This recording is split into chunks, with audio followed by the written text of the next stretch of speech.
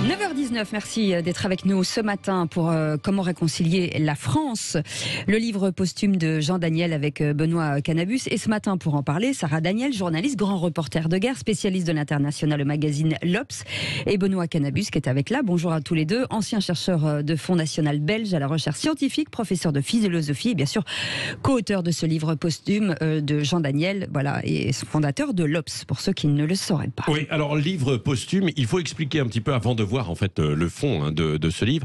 Comment vous l'avez rédigé? Comment il a été mis sous presse? Alors Benoît Canabus, oui. Donc Jean Daniel souhaitait encore offrir un dernier ouvrage à ses lecteurs, et sur un thème qui l'avait habité pendant les 40 dernières années, qui est celui de la nation. Il a publié plusieurs ouvrages qui ont été remarqués: Voyage au bout de la nation, sur la Première Guerre mondiale, la Seconde Guerre, Demain la nation, sur la construction européenne, ou Comment être français, sur tous les problèmes d'intégration, d'immigration.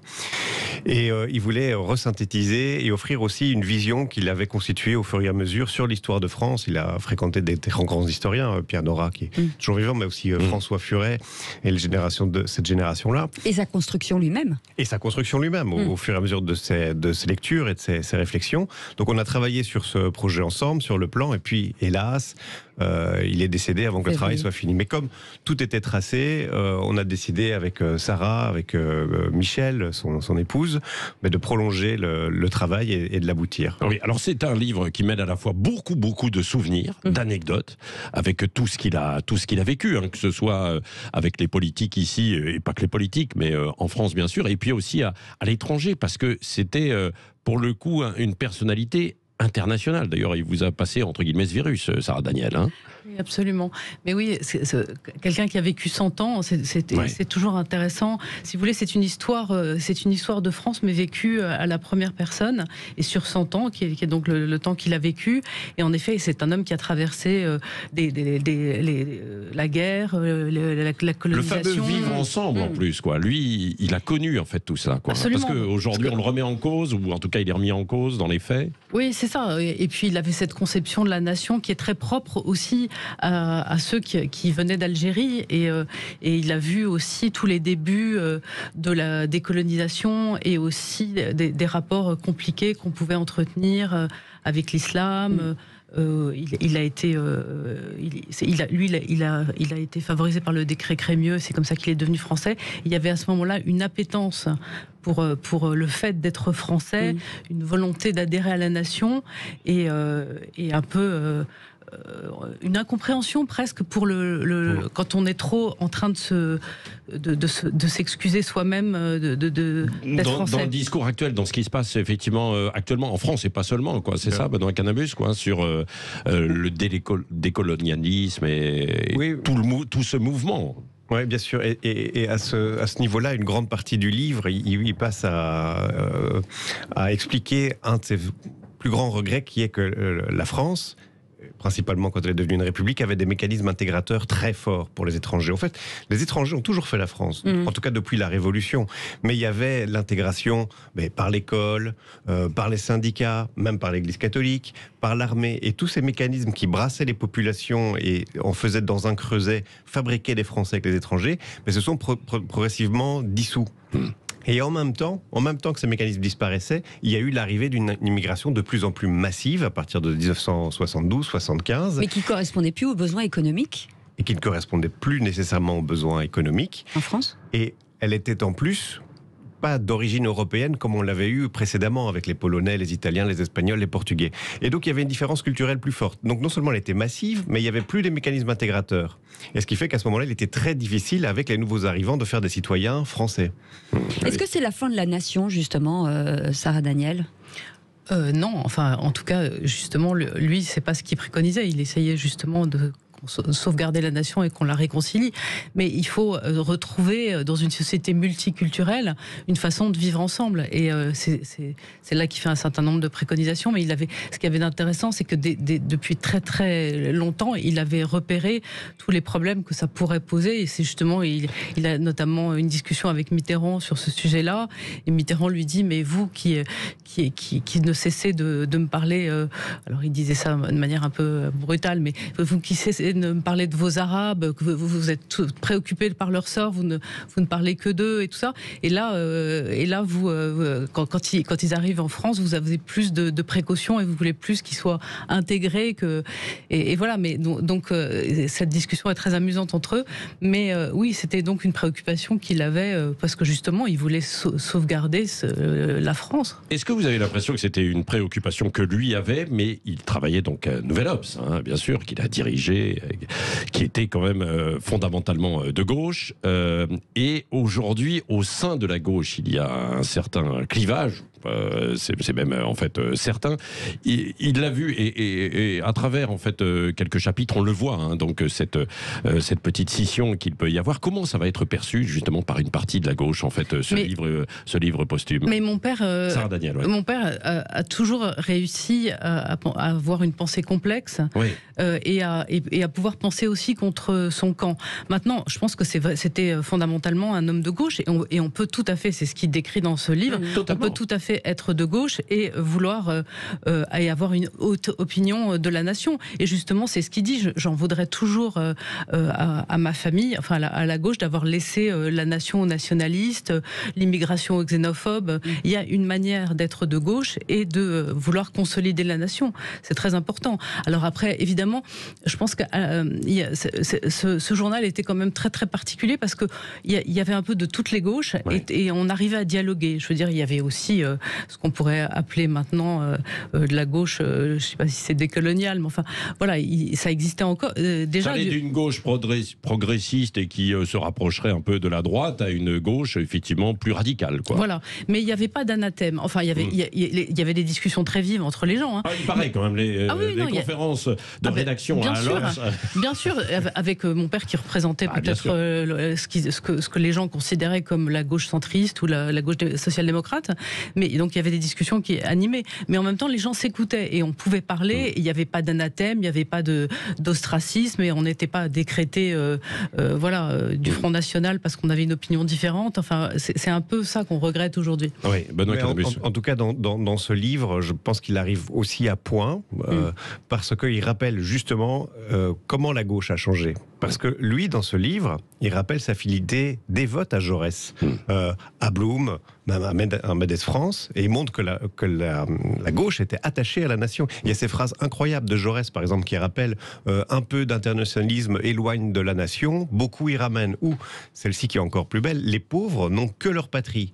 Et donc pendant très longtemps, pour la gauche, l'attachement à la nation, l'attachement à l'État, l'attachement à la République était fondamental justement dans une mesure de protection des personnes les plus fragiles de notre société. Et ça, c'est quelque chose qui est progressivement oublié et on va vers un émiettement, vers un communautarisme qui l'effrayait. Oui, voilà, avec plusieurs questions qu'il pose, quoi. Qui aurait pu imaginer que après 2 décennies après la chute du mur du bloc soviétique, après une ouverture, la fin d'une confrontation bipolaire en quelque sorte aussi de la planète, on en arriverait à ce que l'on vit en fait aujourd'hui, c'est-à-dire un choc des civilisations que certains veulent rejeter, mais que lui voyait, Sarah Daniel. Non, mais en fait, c'est vrai qu'après la chute du mur de Berlin, beaucoup ont préconisé, on a pensé qu'on tendrait vers un monde complètement globalisé, universel, sans frontières, sans nation.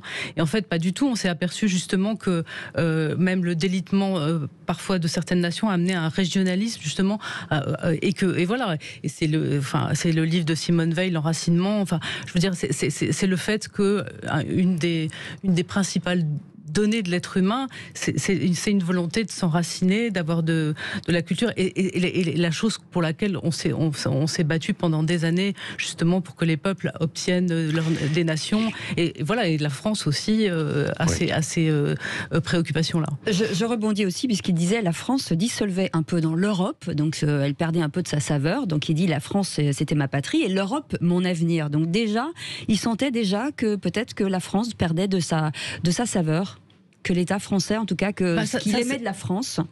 Benoît Canabus, oui. Il a eu une position par rapport à l'Europe qui était celle d'un observateur, sans jeu de mots. C'est-à-dire qu'il a accompagné ce mouvement. Il était pour ce mouvement parce qu'il voyait bien que c'était le lieu de la réconciliation. Par exemple, la question de la paix franco-allemande a été très importante pour lui. Il a été très impressionné par la personnalité de Simone Veil, qu'il connaissait très bien, et qui, elle, après avoir connu les camps, avait voulu se réconcilier immédiatement avec ses bourreaux. Et c'était quelque chose qui l'avait profondément marqué. Il savait que c'était dans ce sens-là qu'on devait l'aimer. Il n'était pas, à mon avis, et il le dit, et là il est très gaulliste, et là d'ailleurs on le retrouve dans le livre, il adhère vraiment à la conception de la nation de Gaulle. Et de ce point de vue-là, il pensait que la création d'une confédération ne devait pas annihiler la souveraineté, en tout cas une partie des souverainetés nationales. Parce que la démocratie s'enracine dans un territoire. Elle peut pas être volante, la démocratie. C'est un territoire, c'est des frontières, et c'est dans ce cadre qu'elle se vit. Oui, en tout cas, c'est un livre qui permet de revenir un peu sur des périodes phares de la vie politique, sur l'histoire, mais également qui résonne, je le disais aussi, avec beaucoup de sujets qui sont développés dans l'actualité, qui seront sans doute au centre de la campagne des présidentielles. On va poursuivre dans un instant avec vous, juste après une très courte pause. Vous pouvez appeler d'ailleurs aussi pour poser vos questions, 0826 300 300 à Sarah Daniel et Benoît Canabus pour ce livre. Comment réconcilier la France? Alors oui, ça pourrait être l'un des thèmes justement de cette campagne électorale, présidentielle qui arrive, les écrits posthumes de Jean Daniel qui s'est éteint à 100 ans, donc un siècle. Merci d'être avec nous, restez là, il est 9h30. Le Grand Matin Sud Radio, 7h-10h, Patrick Roger, Cécile de Ménibus. 9h33, merci de votre fidélité. Jean Daniel avec Benoît Canabus ce matin et Sarah Daniel, journaliste. Réconcilier la France, une histoire vécue de la nation aux éditions de l'Observatoire. Vous voulez nous en parler ou échanger avec nous, 0826 300 300. Maintenant, vous connaissez le numéro de téléphone. Oui, Réconcilier la France, donc c'est un titre qui évidemment fait écho à la campagne électorale. Vous allez être au cœur, en fait, avec ce livre, Sarah Daniel, Benoît Canabus, finalement des thèmes qui vont être développés. Ça a déjà commencé, parce que vous avez la préface d'Emmanuel Macron. Alors certains disent oui, voilà, ça y est, c'est Emmanuel Macron qui est derrière, qui récupère, ou en tout cas il y a une utilisation, une instrumentalisation. Et puis il y a eu aussi la référence qui a été faite par Éric Zemmour il y a quelques jours à ce livre. Comment vous le percevez, vous, Sarah Daniel? Écoutez, d'une certaine manière, est-ce que Emmanuel Macron récupère ou pas? C'est pas notre problème. Moi, quand on lui a proposé de faire la préface, je pensais aussi que c'était l'occasion pour lui de définir un petit peu son idée de la nation. Alors, il dit à un moment que le livre est un bon programme, surtout la fin, que c'est programmatique. Donc voilà, on peut dire que s'il se tient à cette conception de la nation, moi je trouve ça positif. À chacun de l'utiliser aussi parmi tous les candidats. Oui, voilà, c'est un livre extrêmement actuel qui est complètement plongé là dans les thèmes de la campagne. Donc après qu'un tel ou un tel le récupère, qu'il pose cette question, cette nation a-t-elle un avenir, notamment, il le dit très clairement, Jean Daniel, à un moment donné, il se pose la question tout au long de sa vie d'ailleurs, mais j'ai l'impression encore plus ces dernières années. Benoît Canabus, non?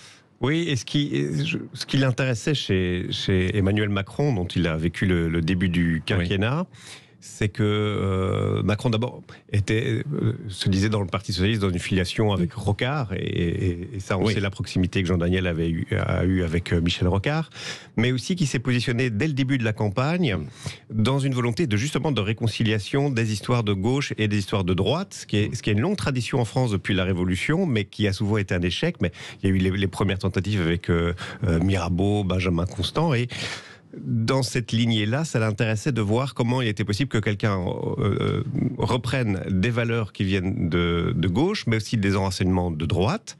Je rappelle que Emmanuel Macron, avant qu'il soit président, il était encore ministre, était conscient qu'en France, il manquait encore la figure du roi. Donc c'est quelqu'un qui est sensible, qui vient en tout cas du Parti socialiste, mais qui est sensible aussi à une autre conception de la nation française. Ça intéressait beaucoup Jean Daniel, mais son idée est que les clivages entre la gauche et la droite sont si puissants qu'il craignait qu'ils reviennent sous la forme la plus violente. Et c'est peut-être ce qu'on est déjà en train d'assister ici dans les premiers mois de la campagne. Sur la récupération, entre guillemets, par Éric Zemmour. Moi, j'y vois pas du tout une récupération. Je vois Éric Zemmour lit des livres et puis il les cite, il s'y réfère. Il n'a pas manipulé la citation qu'il a rapportée. Oui. Elle l'a probablement frappé parce qu'elle témoignait pour lui justement de ce qu'on évoquait avant. Oui. Donc c'est un dialogue de nouveau entre Jean Daniel et Mitterrand, et Jean Daniel sur la question de l'immigration qui devient massive, qui devient une immigration de peuplement. Il rappelle le mot de Ferdinand Braudel. il fait remarquer à Mitterrand que bientôt, il pourra plus faire sa campagne avec une affiche avec le clocher d'une petite église sans le voir entouré de 2 minérats, ce qui est assez dur évidemment à dire, mais en même temps ça fait référence à De Gaulle, qui le disait pour Colombin les 2 églises. Et Mitterrand, évacue ça rapidement parce que lui, ce qui le préoccupe à ce moment-là, c'est sa réélection dans des conditions électorales. Et Zemmour rappelle ce dialogue qui est authentique. Et sur l'identité nationale, il dit quand même, quand il y a eu ce grand défouloir sur l'identité nationale, eh bien je n'arrive pas à trouver le débat malsain, dit-il, parce que oui, il y a eu un vertige identitaire, dit-il, effectivement, en France, la constitution de l'Europe, l'empire colonial, le déclin du général de Gaulle, et puis l'arrivée massive d'immigrés, quoi. Mais oui, et c'est exactement ce qu'on est en train de vivre en ce moment. On est en train de mourir de ces ostracismes, du fait de plus pouvoir discuter de certaines choses. Il n'y a pas de question qui soit de droite, de gauche, d'extrême gauche ou d'extrême droite. Il y a des réponses. Mais poser les problèmes, voir voilà, c'est ça qui a fait monter, moi, à mon avis, les extrêmes. C'est justement d'évacuer ces débats. Ouais. Sur les sujets du moment, Benoît Canabus, après la décapitation de Samuel Paty, beaucoup ont fait le lien, justement, des années noires en Algérie, la montée de l'islamisme politique et de l'islamisme dans les quartiers. Est-ce que ce lien, on peut faire ce lien ? Je ne sais pas s'il aurait fait ce lien si directement, mais en tout cas, il y a des longues pages qui sont consacrées à la décennie noire en Algérie, dont il ne cesse de rappeler d'ailleurs aux dirigeants algériens, quand ils demandent des repentances de la France, de d'abord regarder en face leur propre passé, le passé récent. Il y avait quand même eu 150 000 morts. Et bien sûr, il était très sensible à ces premiers signaux, qui sont des signaux de séparatisme. Le mot a été dit, s'en est réjoui, je pense. Et de ce point de vue-là, est-ce qu'il ferait si rapidement un parallèle avec la situation en Algérie ? Je crois qu'il n'aurait pas voulu le faire. Mais évidemment, il aurait appelé à la plus grande prudence, parce que quand on en arrive dans une situation pareille, c'est clair qu'on n'est pas simplement dans une séparation politique, on est dans l'ordre d'une imposition d'une idéologie violente sur le territoire français qui a historiquement connu de nombreuses sécessions. Vous voyez, l'histoire de France, depuis 1000 ans, il le rappelle, c'est une suite de guerres civiles. Donc il faut être très sensible à ça. Et il y a sans doute un chapitre qui doit beaucoup résonner chez vous, Sarah Daniel, qui allait beaucoup sur le terrain, notamment dans le monde en fait arabe ou l'ensemble du Proche-Orient, du Moyen-Orient, du printemps arabe à l'hiver islamiste, où il a évidemment salué ce qui s'est passé dans un premier temps, et puis ce qui arrive en fait aujourd'hui dans certains de ces pays, quoi. Bah oui, et comme nous tous, parce que c'était merveilleux de voir au début tous ces peuples se libérer. Moi, je me souviens... peu de naïveté peut-être, non ? C'était pas de la naïveté quand moi j'étais, je vous prends qu'un exemple, mais en Libye, et quand on voyait en effet c'était une soif de liberté incroyable, une joie et qui n'était pas du tout revancharde ou violente. C'était pas la Révolution française au tout début. C'était vraiment beaucoup de fraternité, tout ça. Et puis après très vite, en effet, récupéré par les frères musulmans, par le Qatar, par les dérives islamistes, parce qu'évidemment tous les islamistes étaient en embuscade. Et ça d'ailleurs, mon père dans le livre, quand il raconte les débuts de l'essor du nationalisme algérien, il a des discussions avec les leaders qui lui disent que évidemment l'islam est au cœur aussi de cette révolution, qu'il y a une discussion très, très intéressante, je ne sais plus si c'est avec Messaliyadj, mais en tout cas où il dit...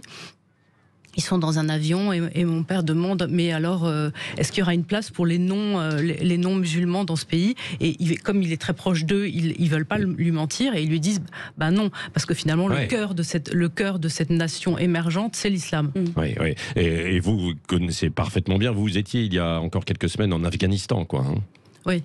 Et donc là, évidemment, alors on n'est pas dans la caricature, mais c'est ce qu'il y a de plus radical, quoi. Ce qu'on vit aujourd'hui en Afghanistan, oui, c'est un retour effroyable vers. Vous avez des contacts encore avec des personnes qui sont là-bas, sans vouloir dévoiler en fait des sources, quoi que ce soit. Et que se passe-t-il notamment ? Je suis tout le temps en contact. Ça se durcit comme on pouvait le prévoir, c'est-à-dire qu'une fois qu'ils ont donné un peu les gages d'une ouverture pour récupérer notamment de l'argent et de la reconnaissance diplomatique, là le régime se durcit complètement avec des exactions, situation pour les femmes journalistes journaliste terrible. Je rebondis rapidement justement sur ce port du voile en France, sur la transformation pour lui de la laïcité. Ça veut dire que il y a une dérive en fait aujourd'hui de la laïcité en France, et plus que ça a été au début. Est-ce que ça a une incidence forcément sur le port du voile, sur pas mal de choses? Quel était le point de vue de votre papa sur ces sujets? Pour lui, la laïcité, c'est en effet le fondement de notre nation. Et donc, et bien sûr, on a vu toutes ces dérives. Et c'est pas des dérives d'ailleurs. La laïcité en France est attaquée. Elle est visée. Elle est visée par des gens. On le voit par des groupes qui sont conquérants. Et un de ces drapeaux-là, c'est le voile. Parce qu'il ne s'agit pas du tout de dire que voilà, c'est la liberté de chacun. Évidemment, il y a plein de façons de porter le voile. Il y a des façons révolutionnaires. Il y a des façons. Mais là, on parle pas de ça. On parle vraiment d'un entrisme, du cheval de Troie de certains groupes islamistes et qui veulent transformer la France. Oui, un dernier mot avec vous aussi, Benoît Canabus. Jean-Daniel, ce livre, c'est à la fois un éclairage d'où l'on vient et de ce qui peut se passer, et un message un peu d'avertissement alors qu'il y a la présidentielle qui arrive. Oui, tout à fait. Donc c'est vraiment une histoire qui récapitule l'ensemble de la nation française, mais toujours portée vers ce qui se passe aujourd'hui, c'est-à-dire qu'on se nourrit du passé pour mettre en perspective les événements d'aujourd'hui, clairement avec des avertissements. Il ne cache pas à la fin du livre sa déception. Il le dit, de ce que devient la France, de ce qu'il voit. Ouais. Mais je pense que Sarah pourra mieux le dire que moi, mais il gardait quand même la foi dans la capacité que la nation pourrait se ressouder. Oui. Oui, c'était un vrai humaniste. Et donc, il pensait toujours qu'au cœur des rapports humains, il devait y avoir, avant de se définir soi-même, la volonté d'aller vers l'autre. Donc, ça fait un pont d'amitié et de fraternité qui surpassait tout. Oui, voilà, et vous perpétuez sa mémoire. Merci. Je vais citer la dernière phrase. Aujourd'hui, pour réconcilier la France, rien ne lui paraît plus urgent que maîtriser l'immigration pour établir l'intégration et combattre les racismes, tout en réaffirmant la laïcité. Voilà. Merci Sarah Daniel, Benoît Canabus, Jean Daniel. Réconcilier la France, c'est aux éditions de l'Observatoire.